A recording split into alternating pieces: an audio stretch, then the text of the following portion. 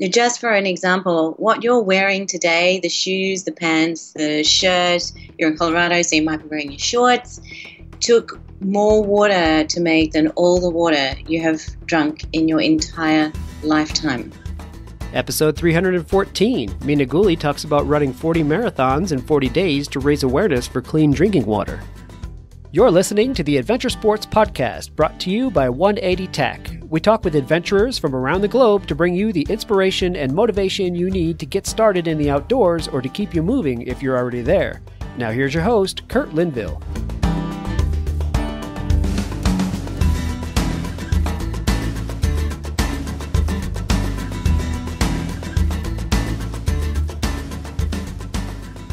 Hello, friends. Thank you so much for listening again today to the Adventure Sports Podcast.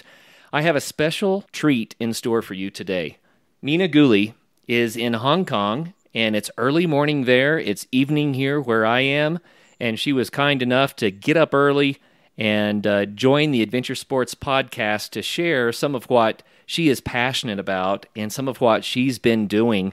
Mina grew up in Melbourne, Australia, but she lived for 10 years in Beijing, China, and she's currently, like I said, in Hong Kong. She is an ultra runner, and she's also passionate about water. And I'm passionate about water too. You may have gathered that if you've listened to the show for a while. Water matters, and we're going to dive into what that means.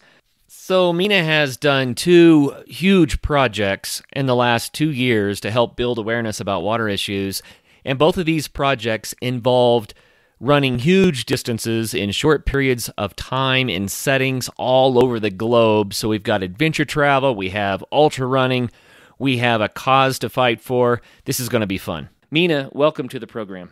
Thanks, Curtis. I'm really excited to be here. Oh, I'm excited to visit with you. Why don't we start out with describing what these events are?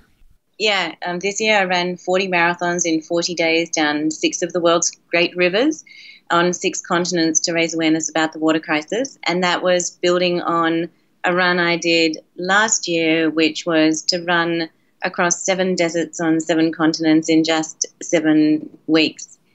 And I'm excited about this, not only because it was a feat I could never, ever have imagined achieving, but because I grew up and I wasn't a runner. So if you told me when I was a little kid and I was at school and I was the last person being picked for a sports team that I could possibly have ended up here having done these crazy things, I would have just laughed. And I think that, it's interesting to look back at your life and think how when you're a kid, we frame the way that we think our lives are going to be. But actually, our lives don't have to continue to be that way. It's up to us how we want to pursue our goals, dreams, and objectives. And I had a life-changing experience at the age of 22 when I got pushed into a swimming pool and I hurt my back very badly. And the doctors told me that I would never be able to run again. And all my friends were like, high five, Mina, great excuse. You don't ever have to run. You can sit on the couch and eat pizza. And I just thought to myself, I don't want to live my life sitting on a couch and eating pizza. I don't want to live my life within the confines of 4 walls. That's not my purpose. It's not my dream. And so I set about changing it. And I started swimming, and I thought I was like this red hot swimmer because I could go out and swim 2 laps. And one of my friends bet me that I couldn't turn up to swim training with the triathlon team the next day. I'm like, did you know that swimmers swim at 5 a.m. in the morning? But of course, it's a bet, right? So there's no chance I'm going to miss out on my bet. So here I am rocking up at 5 a.m. It's pitch black, just looking around going, I am the craziest, most stupid person on the planet. Anyway, I'm with a lot of other crazy people and got in the pool. I did my 2 laps. They swam like 10 kilometers. That's like 6 miles. I'm huffing and puffing, and they're like whoosh, whoosh, whoosh, whoosh through the water.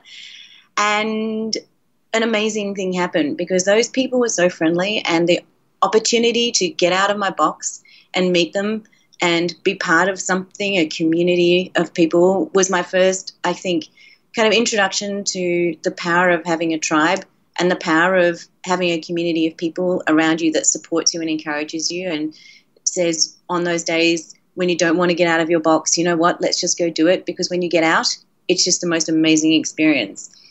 And so I went back and back and back, and what started off being 2 laps of swimming ended up being a lot more swimming, and then eventually bike riding. And then I realized that if I really wanted to, one of my friends said to me, if you really want to make a difference and you really want to show people you're not going to be a cripple, you should start running. And so I did. I couldn't even run 100 meters, Curtis. I literally could not run 100 meters. Wow. And here I am years later, having done what I've done, and done it to raise awareness about the water crisis, and done it with a much greater purpose in mind. So I think that people look at me and they badge me as an ultra runner or like some athlete, and I look, I'm not an athlete, I'm not an ultra runner. I'm just fueled by an ambition to make the world a better place. And every day when I wake up and I don't want to run, because my little secret is I actually don't really like running that much. But every day like today, when I knew I had to get up at 4 a.m. and go for my run before talking to you, I thought to myself, I'm doing this for a greater purpose, and that's to make the world a better place. That is to leave the world in better condition for the next generation. Well, you certainly have used your abilities and your newfound passion for running to get the word out and to work hard to make the world a better place. I've told our listeners so many times that when people find what they're passionate about, it often grows into giving back. Giving back to the planet, giving back to the society, giving back to our communities. And I love that. I don't know why it is, but when people find an adventure sport that they love and they plug into it, and their lives begin to take on that enhanced experience that I keep talking about, quite often, then they find the energy and the desire to make a difference on the planet. And that's what you're doing. So you started a nonprofit, and you literally have run the planet to help get the word out about water issues. And I know that some of our listeners are going to be yelling, right on, water issues, yeah. And other people are saying, what are you talking about? It's water. So fill us in. What are the water issues? Yeah, when I was a kid, and I grew up in Australia, we had a 10-year drought. It was a massive water crisis.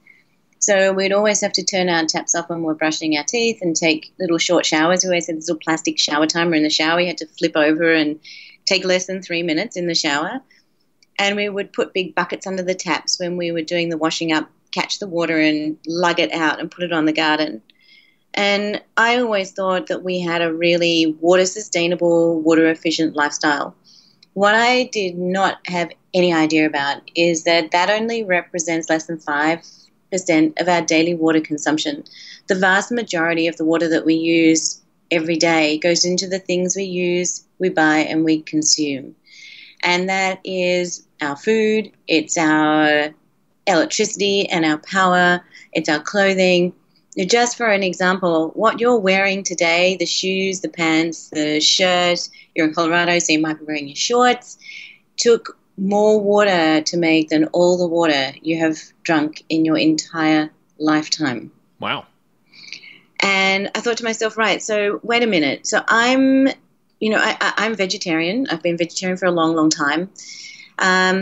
The amount of water that goes into, let's say, a hamburger, this is just to give you an example, is the same as taking a shower for 2 hours. Surprising, isn't it? Yeah.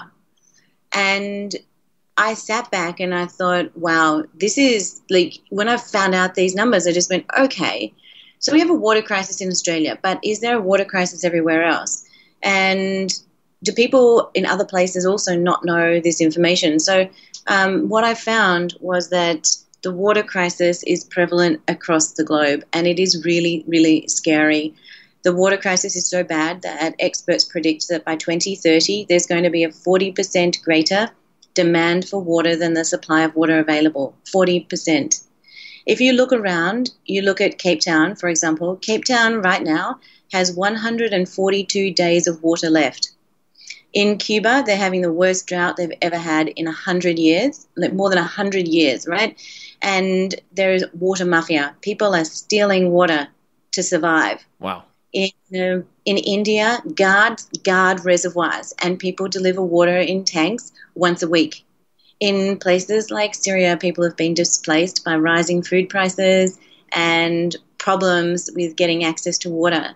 There are water crises that are coming up all over the world, and that's not even covering the United States, where in California they have huge water problems, as many of your listeners will know, in part caused by overuse of groundwater. So what we're doing is we're draining groundwater supplies to grow crops and produce stuff, and we're using that water too fast for nature to be able to replenish it.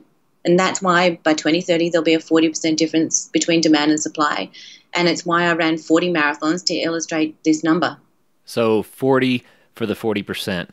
Wow. Yep. And you said 2030. Now, people might think 2030 is way out there, but it's 13 years. It's actually not even that. It's a little over 12 years. That'll happen really quickly. So what you're saying is we have a little over a decade to sort out this problem, and our water supply on this earth is going to be 40% deficient. That is absolutely correct. Wow. See, I did not know that. Now, I'm probably like a lot of people that are used to living in a place where you turn a tap and the water comes out. So it seems like it's an unlimited supply, right? And it's not, but we know it's a renewable resource. It snows, it rains, the rivers flow to the sea, and the whole thing starts over again. But what you're telling us is the renewability of it is not going to keep up with the demand. That's exactly right. So if you think about it like a glass of water, and in the past we had one straw, and the one straw was people drinking it and washing and taking showers and maybe a bit of crops to eat.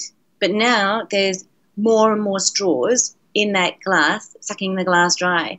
And the people pouring the planet that pours the water back in the glass can't pour it in fast enough to satisfy all the demands that are coming out of the straws. That's fascinating. Well, Mina, I want to jump into, in just a moment, your ultra running and what it was like to actually do these feats, because I really believe that adventure sports matter, and that's really what our program is about. But before we dive in there, I've said on the show before that the water is the lifeblood of the planet. And what I mean by that is, if you want to know what the health of the planet is, all you have to do is just look at the local water. It's the same thing as if you go to the doctor and they want to see what kind of illness you may have. They take a blood sample, because you can tell by looking at that what's going on in the body. Same thing with our water. And I think what would be shocking is if people actually knew the quality of the water from the various rivers around the globe. I'm not so sure it's so healthy. Right. Well, I think it's two things. It's the quality of the river water, but it's also the amount of water in the river. I'll give you an example.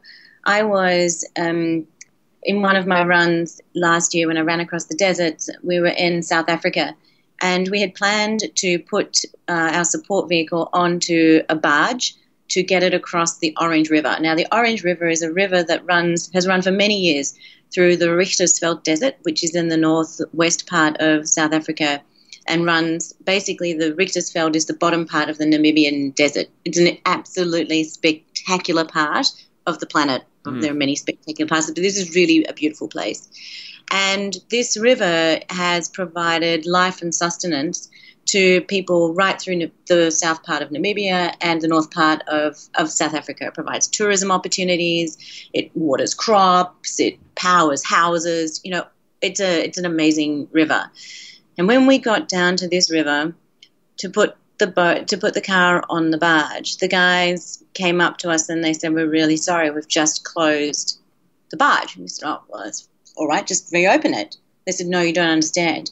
We can't get the barge across the river because the river is so low that it's getting stuck on the sandbank." I said, "What are you talking about?" And they said that we were standing down by the water's edge by this stage, and we're looking up at this cliff above us, and they pointed to the top of the cliff and they said, "Mina, 7 years ago, the water was 7 meters higher than it is now. It's dropped 7 meters in 7 years." And I said, "I'm sorry, what did you say? It's dropped like by that much? What? Is it because of drought? Why?" And they said, "Well, yeah, partly because of drought, but mainly because of agriculture. And when you get over the other side, you'll figure out why." So I've looked at, of course, this is, anyone who's done adventures knows that adventures don't usually go according to plan. Right.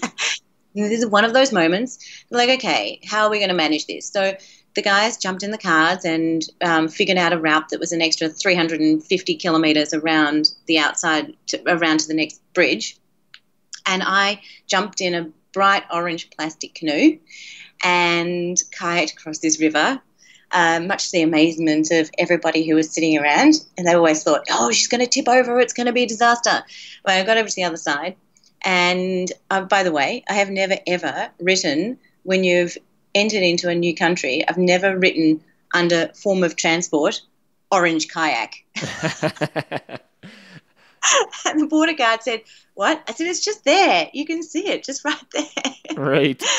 Anyway, I ran up the other side of the river, and what I found were acre after acre of bright green grape plantations, which are being watered by sprinklers with the water from the Orange River. And these grapes were going not to feed the people of the country, and in fact they were going for export. And one of the guys responsible for it in the farm said to me, Mina, the irony of all of this is that we're draining that river not for an essential food item, but for a food that's a luxury. Right. And I looked and I thought, how many times have I thrown out grapes that look kind of soggy or brown or a bit off, or, you know, how many times do we throw out food that has been made using the resources of our planet? And I stopped and said, I'm just not going to do that anymore, because our planet's lifeblood is too important to throw away. And, you know, your analogy about people giving blood, you think about it, if the rivers and the water are the lifeblood of this planet, why are we wasting it? We would never do that to human blood. We would never do that to the resources that we really care about, that are most valuable things. We don't just dispose of like they're nothing. So why do we dispose of the things that the planet has given us as if they are nothing too? Because they're not. Wow. Well, I want to continue to talk about this as we explore the things that you've done to build awareness about this issue. And I think, really, Mina, what's going on here is people are not aware. You know, I think most people in the West, they know that, well, water matters, we're supposed to conserve, but they don't realize that the table grapes or the bottle of wine is draining, you know, entire ecosystems in other parts of the world where people are suffering as a result. They don't understand that there's a connection between those two things. That's exactly right. And one of the reasons why I'm running is to try to get people to be aware of that. Wow, that's fascinating. So let's talk about this year's feat, 6 Rivers, the 6 River Run. That was the 40 marathons in 40 days. Okay, I have to stop right there. You already told us your story about how you started running, but 40 marathons in 40 days? What is that? How did you get to the point that you could pull that off? Okay, Curtis, I'm going to tell you, when you say it, it just sounds so stupid. And I'm sitting here going, did I really do that? Because that just sounds like completely ridiculous. So I can tell you how I did it. It all seems a bit surreal because, as I told you, I just kind of think of myself like a normal person that doesn't really run very much. So I told you I'm not a runner. I also break easily, so I've had a lot of stress fractures. I'm kind of old, like I'm 46 years old. I have feet that don't obey my desires, so they're all kind of knobbly and weird and disgusting, as my podiatrist says. They're just disgusting. Like, wait a minute, could you be like empathetic or something? Is that your job? Right. His name is to tell you the truth. They're like dragon's feet. Oh, awesome. Never seen a dragon running a marathon, so this is going to be just completely awesome. So I realized very early on, actually, thanks to my physio, who said to me, you know, if you're really going to do this thing, the most important thing to do is be strong. And he gave me a completely different perspective on life, actually, because what he and my coach now really emphasized is it's about running, but it's about being strong enough to weather any storm that life or running or anything throws at you. It's about being able to have a body that is healthy, that is able to live life, not live life sitting on a couch watching TV, live life getting outdoors and being part of what nature gives us. Yeah. Yeah, that's good. So what they're saying is that maybe running 40 marathons in 40 days has a lot more to do with your attitude than it does with how fit you are. Yeah, it has. So to be able to run 40 marathons in 40 days, you need three things. You need to have apart from, of course, all the logistics and everything, but internally, the preparation is about really three things. The first one is physical fortitude. You need to be strong. That's not just getting out there and smashing yourself running. That's about going and physically making sure that you can be strong, that your core is strong, that your legs are strong, that you're lifting weights. And I'm not talking about like going necessarily into the gym or paying lots of money for a gym membership and lifting lots of stuff. I'm talking about, I do my weight training with my body weight and my coach, and we go to the local park with all the kids running around, and we string up my TRX bands, and we use like stretchy TheraBands and all kinds of stuff, and we use my body weight. And that makes you strong. It makes your body work better together, and it makes you understand how your body is. And I think sometimes we forget about that. So the first piece of all of the preparation for these activities that I do is about being physically strong. The second is about mental strength. And mental strength is about making sure that you know why you want to do it. Making sure that you understand the purpose that drives you, making sure you understand your passion. Because if you want to do something that's completely extreme, if you want to do whatever it takes to achieve your dream, you need to really know why you want that dream to happen. And I tell you that is because the first thing that disappears on these crazy things that you go through is the physical side. So you break down. Things literally break. Things you get sore, you get completely exhausted. All of this happens like on day 3 or 4. I'm not talking like, day 20. It happens if you're running a marathon. It happens if you're running a 5K and you've never run a 5K before. At the end of the first kilometer, you'll be like, wow, my legs are hurting and my lungs feel like they're popping out of my mouth. Or you're climbing up a mountain, or you're doing anything the way you're pushing your body. There is a point pretty early on where you're just like, okay, this is hard. And as soon as you get to that moment, that's when the brain needs to kick in of, I'm doing this for this person, this thing, this purpose, or my own personal dream. So the second part is really understanding mentally why and how you're doing this.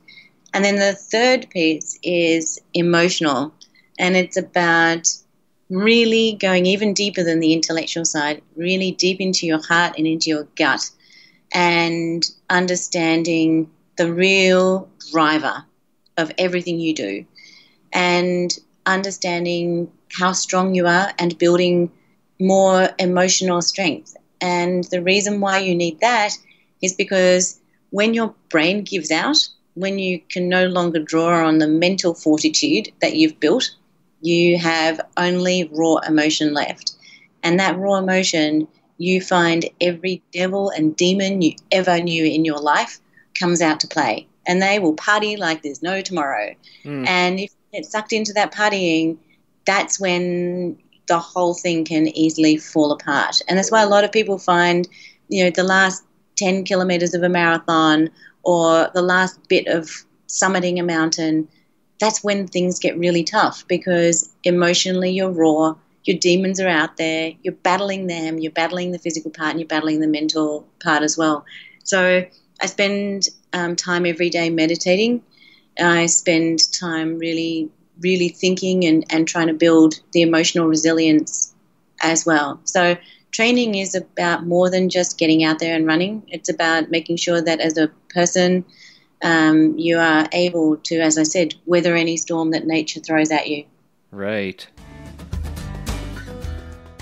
One of our upcoming guests, Sarah Ooten, traveled 20,000 miles around the world for over 4.5 years by rowing, cycling, and kayaking. She's written a book about it and is now producing a film documentary about her journey. To see more and to lend her a hand, check out her London to London Kickstarter campaign by using the link in the episode show notes or by searching for Sarah Ooten, London to London on Kickstarter. Fall is the best time to start thinking snow, and Bentgate Mountaineering is ready to help you get prepared for your epic winter. Come check out the latest in alpine touring, telemark, NTN, and splitboarding gear. Brands like Black Crows, DPS, Dynafit, G3, Icelantic, K2, Technica Blizzard, Arc'teryx, Mammoth, Solomon, Volley, Never Summer, Jones, and BCA. And you need to be safe out there. Bentgate has the latest in avalanche safety gear from beacons to airbags, and they are ready to help you educate yourself on snow safety. You can also rent skis, boots, splitboards, beacons, shovels, and probes at Bentgate. What's more, they host free demo ski days at local resorts so you can try out the latest gear. Stop by Bentgate in Golden, Colorado, or go to bentgate.com to check out your new gear as well as to get updates on all of their events.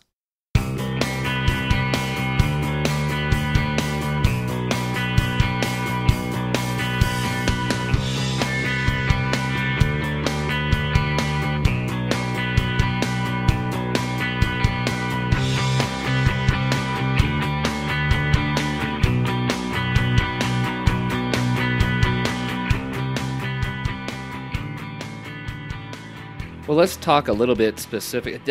By the way, that's excellent. I really love what you said there. And I think that people that do endurance sports that already know, what it feels like, they're like, yeah, that's it. And people that have never done endurance sports, they need to know it's not necessarily just about the physical challenge of it, But what's so beautiful about that is when you're fighting those demons and you're overcoming those challenges, you learn something about yourself. I really, truly believe it makes you stronger.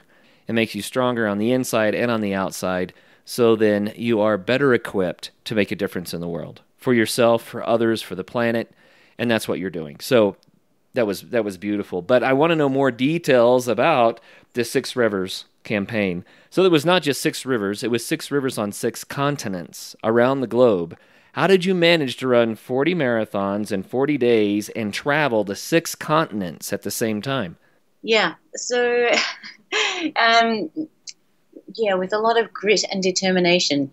So logistically what we did was we said, okay, we need to figure out how we can most efficiently run from A to B, that we can fly, and that we can somehow make sure that I don't fall in a heap along the way. Right. And basically what it meant is that some days when we got stuck, when we had transport delays or when things happened outside of our control, we would end up having to run a lot more than a marathon. So, and there were some days when I ran almost 2 marathons in a day to try to make up mileage that we'd lost along the way. Wow.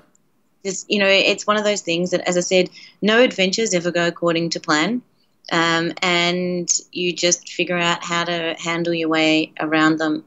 I think that, my view is that actually life isn't one big adventure, that every single day that we live, adventures happen. Adventure is a frame of mind. It's a way of looking at things, and it's a way of looking at things in a positive light. It's about saying, okay, something bad has happened. I can either look at it as something bad, or I can make it into my own little mini adventure. I can look at this as, I said to you when we were just talking before we started recording that, things can go bad and you're really tempted to give up. There are many, many times on many, many days when I really wanted to give up. I've got to tell you, I've suffered through that 6 river run like I've never suffered through anything before in my life. My falling apart in the Amazon. It was very hot and very wet, of course. Not surprisingly, it's a rainforest and it rains a lot and the trails are muddy, very, and slippery, extremely. And I ended up running on days when I had like 2 or 3 inches of mud attached to the bottom of my shoe. It felt like I was running in high heel shoes. It was crazy. And I was sliding around and ended up most of that time literally running through puddles, which was great to try to wash the mud off. Didn't really work, but it was an attempt. But it was terrible for my feet. And what ended up happening is the bottom parts of my feet fell off. We did surgery. There was one memorable moment when we were on our support vehicle, which in the Amazon was a boat. And we were sitting there. My podiatrist, Brock, had a scalpel in one hand, my toe in the other hand, and we're literally skipping along the tops of the little waves along the Amazon River, with the locals all around just in shock that Brock was in the process of slicing pieces of my toe off. Oh, no. Skin and toenails and all kinds of things. So, my feet were in bad shape. Emotionally, I was a wreck. I told you I'd done a lot of work to try to strengthen emotionally, but I was finding it extremely hard. My legs had given out. I've never been in a situation before where I've not been able to really control my legs. They were so exhausted, my body was shutting down. And I had started many days with tears streaming down my face, thinking, what am I going to do? And on days like those, I think when you're really tempted to give up and you've had enough, I said to myself, right, here we go, pity party time. I can throw myself a pity party for a period of time and I can revel in it and I can enjoy it, but it's not going to change the world. It's not going to make an impact and it's not going to get me to the end of this. So I need to stiffen my spine and I need to hold my head up, take a deep breath and get on with this.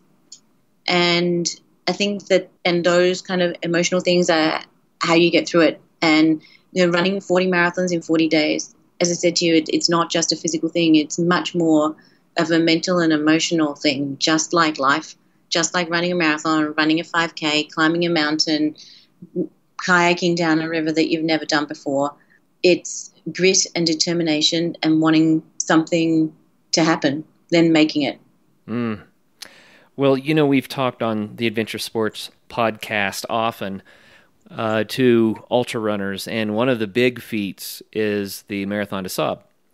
And that's where you do essentially 7 marathons, but you did 40. And the previous year, you were doing your runs in the desert. And so it's kind of like you said, well, okay, I'm going to do the Marathon des Sables times 10 or 5 or whatever it is. But tell us a little bit about the desert runs. Yeah, actually, it's interesting because I have done the Marathon des Sables, and it's a very, very hard race. Just in case anybody's thinking about it, it's amazing, but it's very tough. Oh, yeah. And in fact, that I've got to tell you, the key moment when I realized that running was probably going to be something I did was at the 7, I think I was about 7, 10, 12 kilometers in the very first early part of the first day of the run, surrounded by deserts, looking at all these crazy fit people, thinking, what am I doing here? And I had an immense pain in my hip. And I thought, wow, I'm in trouble. I can't put my foot down without this intense pain searing through my body. And I sat on a rock, put my backpack down, and I literally, again, tears. I'm a girl, I guess I can cry. And I had tears streaming down my face, and I was like, what am I going to do? I can't run. I can't walk. And this is sand dunes. And should probably have figured this out a week ago before I actually run. Here I am. And I'm quite within my rights to give up. I'm clearly, there's pain and suffering involved, and I'm clearly hurting myself, so I could just give up. And I thought, what am I going to tell 50,000 Chinese kids that are following me on Chinese Twitter? That it's okay when you are confronted by something hard to just give up. That it's okay when you have a dream to say, I'll do it tomorrow.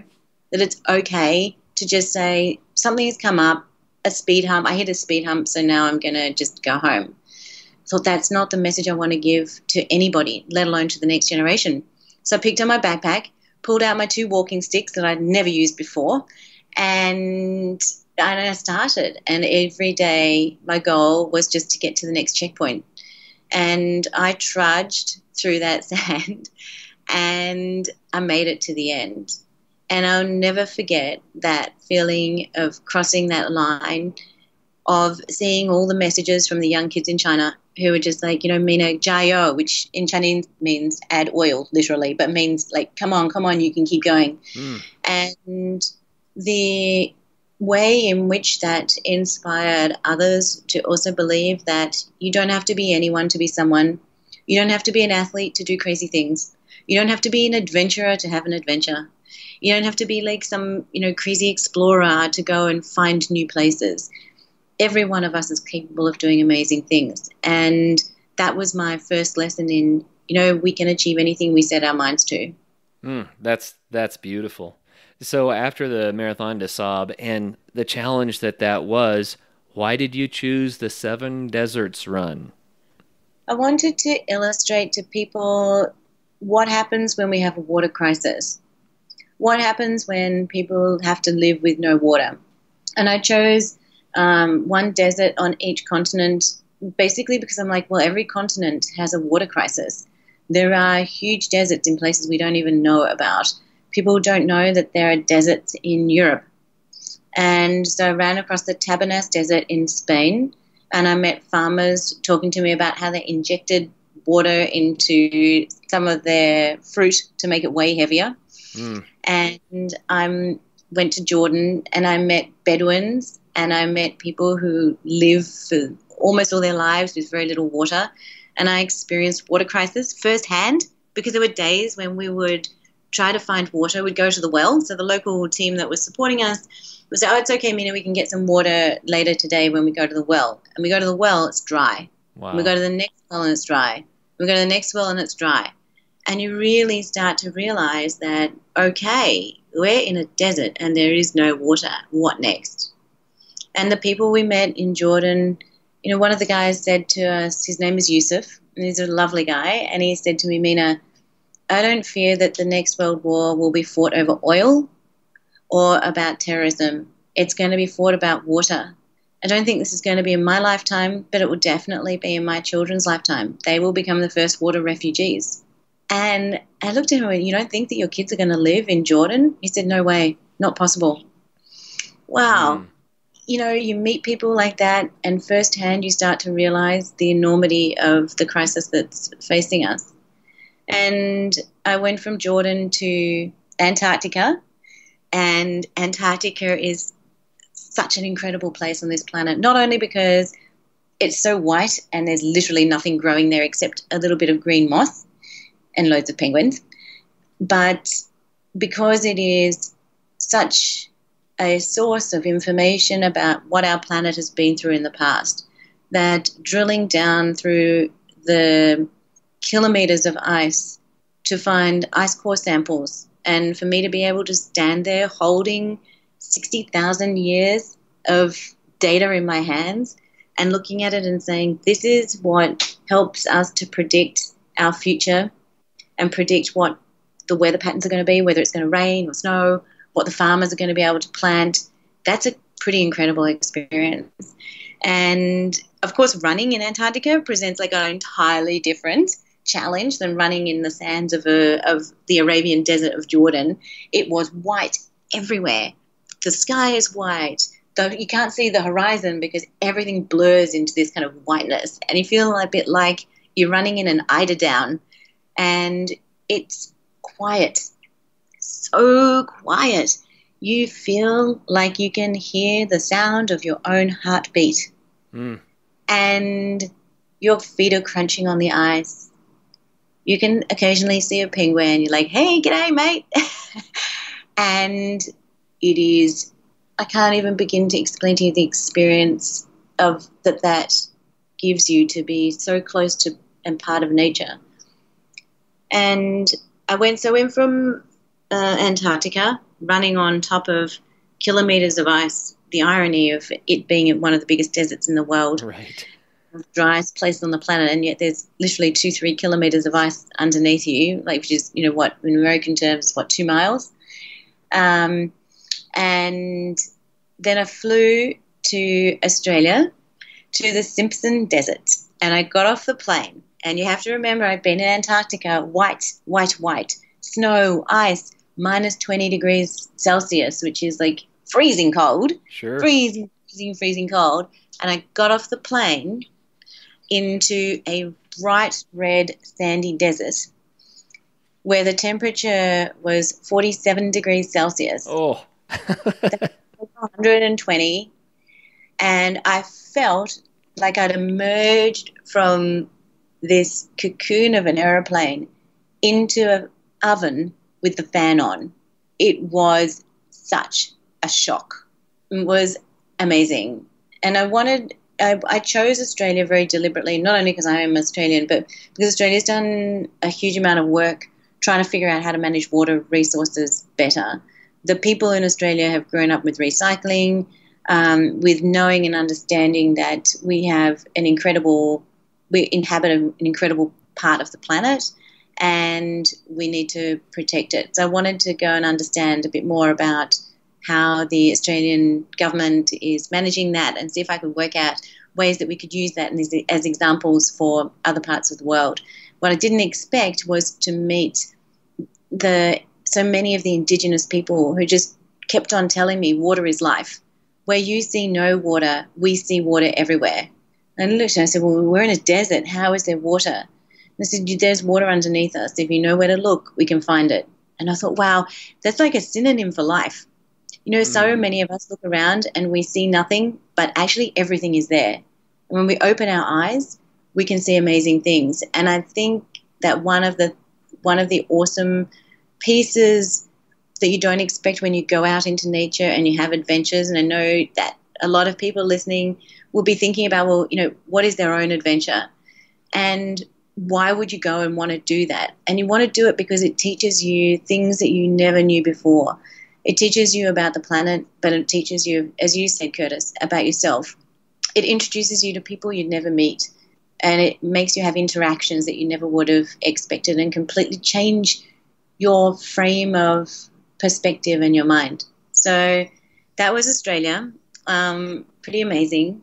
And I went from Australia to South Africa, to the Richtersveld, which I told you in my little story about the Orange River. But the Richtersveld is also amazing because it's the most biodiverse place, desert on the planet. And as I ran along, one of the local guys said to me, that aloe vera right there, and it's just a spiky little vicious-looking plant that, of course, yields beautiful things for our skin. He said that type of aloe vera only grows on that hill facing that way. I'm like, okay, well, only, what are the countries? He's like, no. On the planet, that is the only place that grows on this entire planet. Unbelievable. This guy is 23 years old, okay? He has uncovered so many new species of plants and animals. Like, since he was 15 years old, he's been identifying and finding new species. Unbelievable. These people, Curtis, if I had not gone on my adventures, I never would have met them. I never would have found them. I never would have found Hugo, who's a guy who in the Atacama Desert. So I went from the desert in South Africa, the Richtersveld, to Chile, to the Atacama Desert. And the Atacama Desert is one of the driest, windiest deserts on the planet. I spent days where I didn't see anything growing. I felt a bit like I was in the sandy version of Antarctica Right. because there were no plants, there were no trees. Occasionally there was a scrappy-looking little bush. But what I did see were these mining cones. So unfortunately, underneath the Atacama Desert, there are loads and loads of minerals that go into our mobile phones and go into a whole bunch of stuff that we use. And to mark people's mining tenements, there are these little white concrete hats that sit literally littered like snowflakes across the desert. And,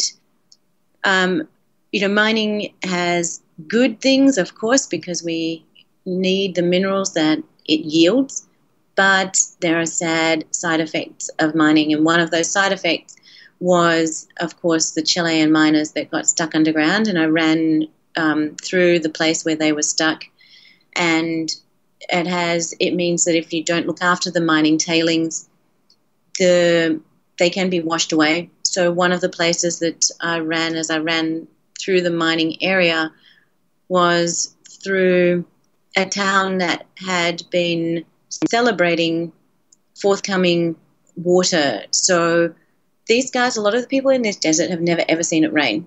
Wow. Others have it rain like once or twice in their lifetime. So when it's going to rain or when the rain is coming, it's a massive celebration. They all get together, they go home, and they eat and they celebrate and they party, and it's like a huge, important piece of their lives. And on this day when the rains came and they were all celebrating in their homes, the tailings from up the river or up the valley, which hadn't been properly looked after by the miners, were washed down. There was a massive landslide, and the entire town, thousands of people, were washed away. All you can see now are old remnants of this village, mud-filled homes, bits of carcasses of a former life that have basically been washed down and sit embedded in what is now a field of mud. Wow. And, I think that we often forget where our stuff comes from and the impact of our stuff. And we're really tempted to buy the cheapest thing, or we're really tempted to buy a bit more than we need just in case. And I think all of my experiences of running in different places, of meeting different people, have shown me the importance of being responsible, being a responsible consumer, and understanding my own water footprint, my carbon footprint, my consumption footprint on our planet, and understanding the impact that has, not just on the people immediately around me, but many oceans away. Right. And, it's easy for us to just ignore that. It's also easy to be really depressed about all these things. As I was running along these mud flats, literally past carcasses of cars, I thought to myself, wow, this is completely depressing. And I'd heard about a guy called Hugo who lived on the cliff tops. And Hugo is an incredibly inspiring, uplifting story of a guy who read about an invention. Remember, this is a place where people have never seen it rain. It literally has less than 3 to 4 millimeters of rain a year on average. And Hugo lives there. And Hugo lives on the top of the cliffs. And what he found was that these people had created an invention that he read about, and he said, I can do that too. And the invention is to take old fishing nets, stick them up on big poles, and let the water, the clouds that come off the ocean that are literally floating through the sky get caught in these fishing nets. And the water from the clouds then runs down the net into big tanks.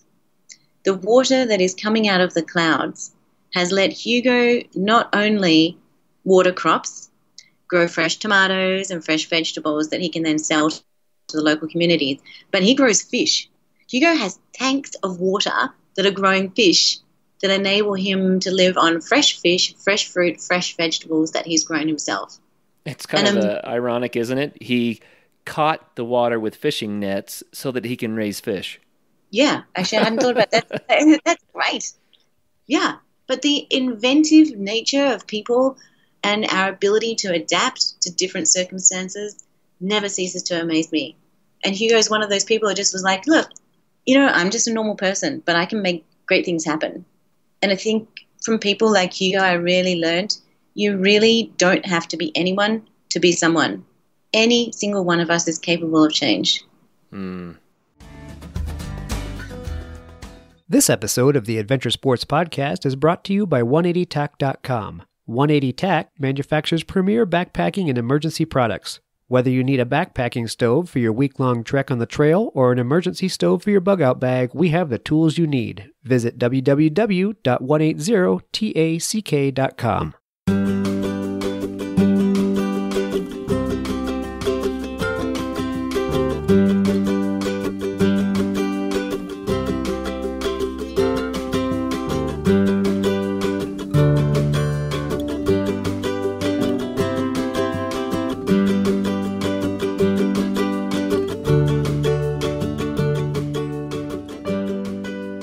I was going to ask, and maybe you just answered the question before I asked it, but in meeting all of these people and having all of these experiences, you had to learn amazing things yourself. So would you tell us a few more amazing life lessons that you learned along the way?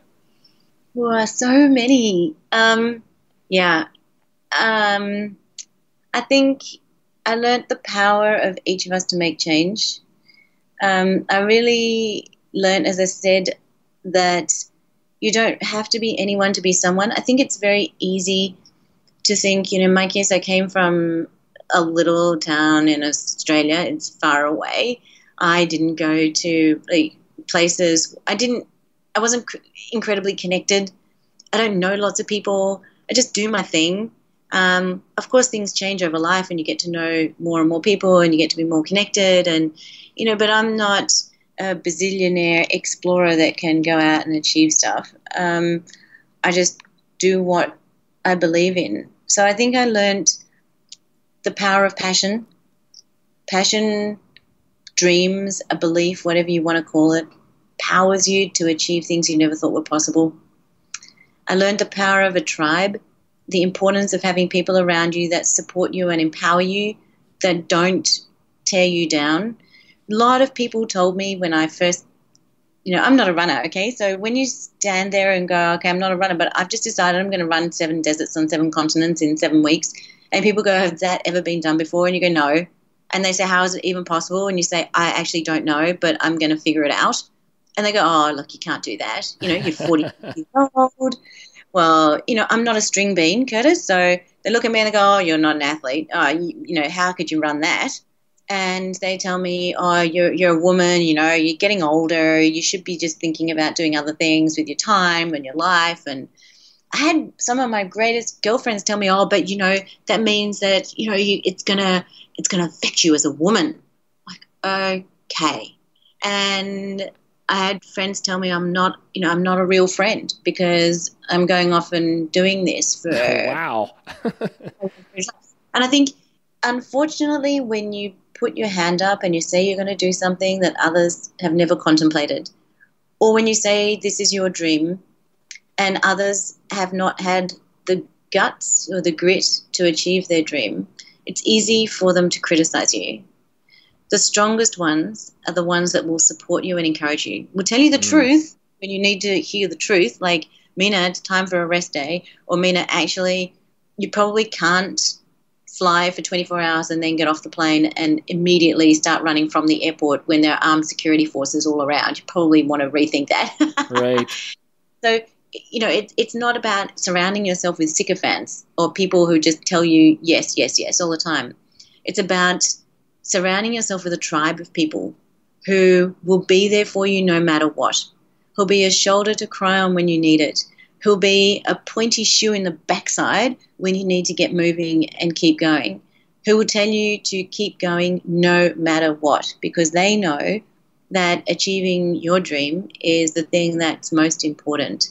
And I think if I had any life lessons, I think those are some of those lessons.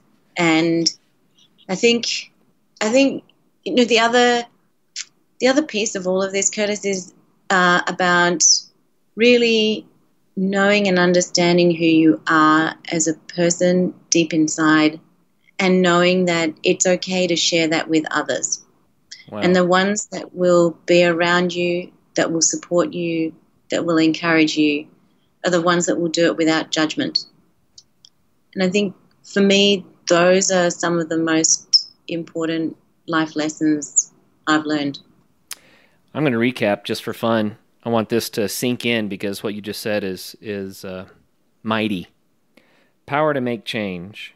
That we all have that power. The power of passion, of dreams, and of belief to motivate us to push forward and accomplish these things. The power of a tribe, people that will support you no matter what, right? That can support you when you're down and can also push you out the door when you need to get going. And then you also said how important it is to know who you are on the inside and to be willing to share that with people, and how important it is for those people to not judge. And, beautiful concepts. Wouldn't the world be a different place if everybody understood these things and made them a reality in their own lives? Yes, because it would breed tolerance and understanding rather than judgment and criticism. Yeah. And I think the world in which we live these days, we are too quick to judge others instead of first looking at ourselves. And we're too quick to make assumptions. As the Indigenous community said in Australia, You see nothing and we see everything. You look at a desert landscape and you see the desert. We look at the desert landscape and we see the opportunity to create life through water that is in places you would never see. And we spend our lives criticizing and looking at others and judging that desert instead of stopping and pausing to look for the water. Mm. You know, I think it's wonderful that you're raising awareness of the global water crisis. I wasn't aware that we would have a 40% deficit here in 12 years. I mean, I've never heard that statistic before. And I think a lot of people that would hear it would judge. Immediately, they're going to say, no, because that says I'm going to have to change the way I live my life. I don't know if I want to do that. You know what I mean? And I don't want to put a guilt trip on anybody out there, but as you build awareness, then people realize, wow, what we do matters. And I've been saying this for so long. There's so many people who, God bless them, they're doing the 9 to 5 or the 8 to 8 or whatever it is, and every day blends into the other, and they're tired. And life, you know, it doesn't hold a whole lot of exceptional meaning, and we get lulled to sleep by our routines. We forget that there's a whole world out there, that there are lessons to be learned, there are experiences to be had, and that there are things that we can do to make a difference and things that we all need to wake up to, right? It's about waking up and being aware, I think. And I love what you're doing because you have used what you can do, which is run a really long way for a really long time. You have used that to help build this awareness. And I think it's so cool. Yeah. Curtis, I think, routines can be our friend too. So I create routines. So I have a routine every morning. I have a routine at night. Routines can be helpful because they can improve our efficiency, they can calm our minds, and they can create healthy habits for us. I think the issue is when a routine becomes just a routine that we haven't thought about. It's just the thing we do without deliberately creating it. And I think if we live lives just as passengers, instead of actually stopping, pausing, and saying, am I driving my life or is it driving me? And at that moment, that's when it's time to rethink and say, okay, is my habit healthy? Is my routine healthy? And if not, change it. There are people, and I know a lot of women because I meet them along the way, particularly, and also men who say to me, what you're doing is amazing, but I could never do that because I've got an ankle that I injured when I was 14 riding a bicycle. Or, I played football when I was young and I hurt my knee. Or I did this and I can't do that. And I think to myself, I look at them and nowadays I actually say, why don't you get it fixed? If it was a car, you would fix it. If it was a piece of machinery that was integral to your life at home, a coffee machine, you'd get it fixed. And yet it's your body and you don't get it fixed. And that, to some extent, frustrates me because there are other people who don't have the physical ability to do things. So I think, if I look at life, it's the same. If you don't like it, if it's broken, just fix it. Yeah, get it fixed. We are human beings with emotional and mental fortitude. And again, if you don't have the emotional and mental fortitude to fix something and you want to fix it, well, fix the emotional and mental fortitude first and then fix the problem. And I think that it's too easy for us just to skate along. It's easy to get on a bus, just sit there and not pay attention. Much harder to drive that bus. But I think if every one of us did one thing this week and it was to stop and pause and just kind of reevaluate or go for a walk around the block or go to a local park and just sit and listen to the birds and look at the sky and breathe the air and say, am I living the life I want to live, or is this life living me? And where do I want to be, and what can I do to make this better? And I often ask people, in a water context, there are really simple things that you can do, things that you do without even thinking that are bad. Throwing food out. Food waste is a huge, huge problem. And it'd be so easy just to take what we want to eat what's on our plate, and save the leftovers for tomorrow. But don't save the leftovers for like 3 days later when you're going to put them in the bin. Right. I was talking to a family that makes pizzas, and they were saying, they make all these different kinds of pizzas, but they never use the whole salami. They never use all of the tomato. They never use this. They never use that. So 3 days later, it gets put in the bin. So why don't you just make a bit of extra pizza that you can eat for lunch the next day? Like, oh, that's a good idea. Okay. And I think that's a really small example of habit, of changing things, but on a much deeper level, when you do sit in that park and you do reevaluate your life, and whether it's not to say 8 till 8 working existence, coming home exhausted, that's really tough. But it doesn't mean that you can't spend time to do something for yourself as well. Right. Maybe it's going a different way to work in the morning. Maybe it's getting up a few minutes earlier and doing a little bit of meditation. Or maybe it's taking your dog for a walk in a new place. Or maybe it's about saying to yourself, on a Saturday morning, that's going to be my adventure morning. Or a Sunday morning. Or just doing something a little bit different that allows you to take greater control of your life and your future.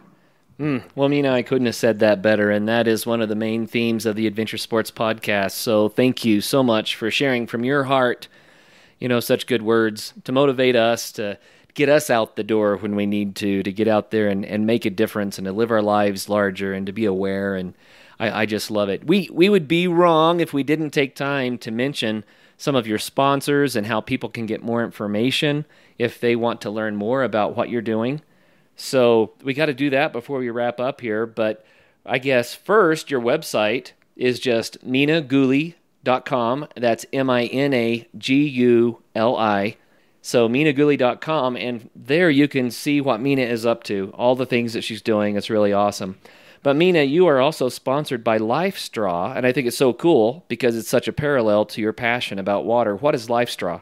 Yeah, so Life Straw is a really incredible invention, actually. It's a water filtration system that is completely portable, and it's called Life Straw because it is a straw. So you can suck through this filter, and there are multiple different things you can use the filter for. So you can either just carry the filter and you put it directly into a water source and you drink through it. I actually drank from every river. From the Yangtze, from the Nile, from people in the Nile were just completely amazed. They were like, what are you doing? What are you doing? You're going to die. Of course, I haven't died because I'm here talking to you, but that I drank through that water filter in every single river I went to. You can also get them in bottles, so where you can literally scoop the water out, you put the filter on and drink straight through the filter. It is completely remarkable. They've actually just released a new one too that is filtering some of the heavy metals out. So for people who live in places where you're worried about the heavy metals, you can also look at Life Straw as an option for you, for the kids, for the family. Yeah, it's awesome. The other really, really cool thing about Life Straw is that they're a social enterprise. So that means that they provide life straws to people in need in places like Kenya, in Africa, and other places around the world. And they do a lot of work with the disaster relief. So they make sure that people who have access only to extremely poor quality of water can actually get access to proper drinking water. It's a very cool company. If people are interested, there's lots of information on their website too about the projects that they do in places like Kenya, and you can really see the impact that they are having.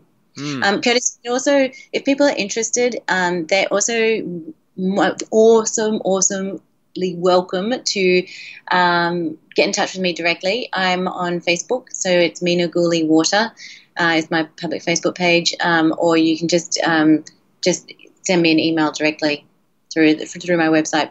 Okay, very good. So Mina Guli Water for Facebook. Twitter is @MinaGuli. Instagram Absolutely. @MinaGuli. It's not very complicated. I think we found a kind of a theme here. If you go Mina Guli, you'll get there. Yes, there aren't that many Mina Gulis on the planet. Luckily for the world, I think. That's great. My sister will always tell me, lucky for the world, there's only one of you. I don't know. I think that we could use a few more Mina Gulis around. I really enjoyed hearing about your adventures and the difference that you're making today. So thank you so much for taking the time to share that with us. Thanks, Curtis. It's an enormous pleasure to be with you and to chat to your community. And I hope that over the last little bit of time that we've been chatting, people have really been a little bit inspired to do something a little bit different, to think about things a little bit differently, or to just go out there and say, you know, that dream that I put on the back burner, maybe I can just move it a little bit forward in my mind and in my life. Absolutely. Very, very well said. And for all of those listeners out here, wow, Mina's really shown us by example and by her words that you can make a difference in your own life and in the lives of so many others. And so get out there, have some fun, and make that difference. Coming up on the next episode, Kurt talks about the dangers of adventure sports and how to mitigate them. Until then, get out and have some fun.